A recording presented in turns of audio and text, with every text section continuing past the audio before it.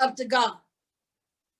But in this text, we find that God is telling the wicked, you have no right to expect anything from me at all. You have no right to expect goodness or mercy.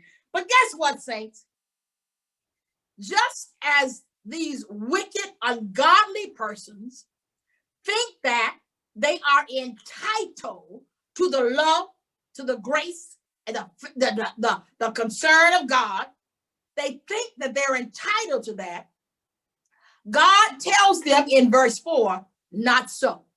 Not so. You don't have a right to expect it. You do it wicked. You don't have a right to even try to ask me for it. Wicked.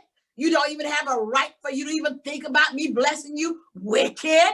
You do not have a right to even try to use anybody in the faith community to pray for you when you've done wrong. You do not get that right at all. God says, I am nullifying all the rights that the wicked think they have to me. Saints of God, that ought to put us on notice right now.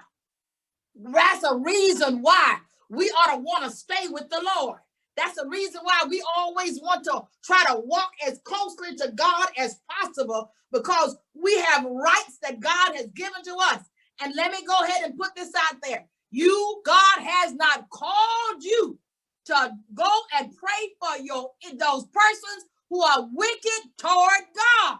You pray for your enemies, those who are trying to use you, pray for them. But anybody who is trying to rebel and come against God and what God has decreed, you should not dare to go and pray for them to receive any kind of grace from the Lord.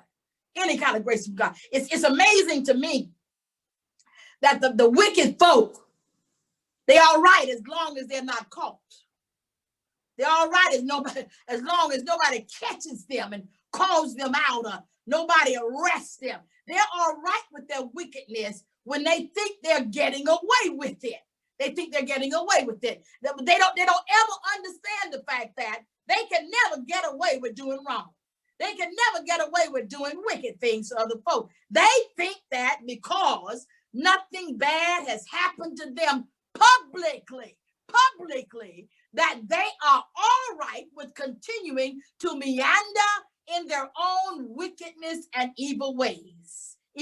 But can God give them a notice this morning, all the wicked folk who've been doing wrong by God's people? Can God put them on notice this morning to all the ungodly who refuse to hear from the Lord? Can God put them on divine notice this morning, that God will not tarry in taking care of the wicked? They may think they're getting away with something, but God does step in and God does handle the wicked. What we are called to do, saints of God, as the ones who are on the other side, we're called to trust God. We're called to wait on God. We're called to just tarry with God. And then trust that God will protect